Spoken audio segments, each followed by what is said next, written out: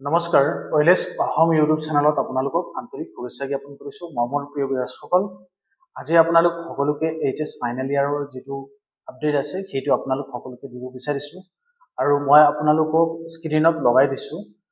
যেটো HS final ইয়াৰৰ official website আছে সেই ৱেবছাইটটো ভিজিট কৰাৰ লগে লগে এনেকৈ দেখুৱাই আছে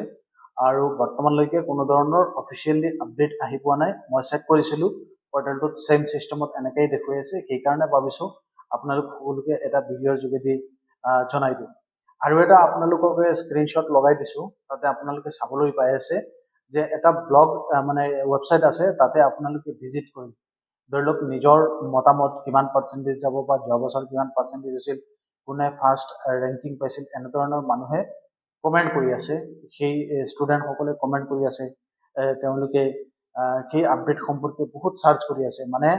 ষ্টুডেন্ট সকল একেবাৰে এক্সাইটেড হৈ আছে যে কেতিয়াবা ৰিজাল্ট দিব কেতিয়াবা ৰিজাল্টৰ খবৰটো পাব সেই কাৰণে তেওঁলোকে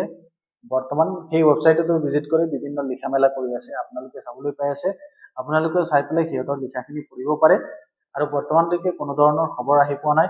যদি আহে তেতিয়াহলে সোনকালে আপোনালোক সকলোকে জনাই দিম বৰ্তমানলৈকে মই চেক কৰিলো এই ৱেবছাইটত কোনো ধৰণৰ কোনো একো আপডেট নাই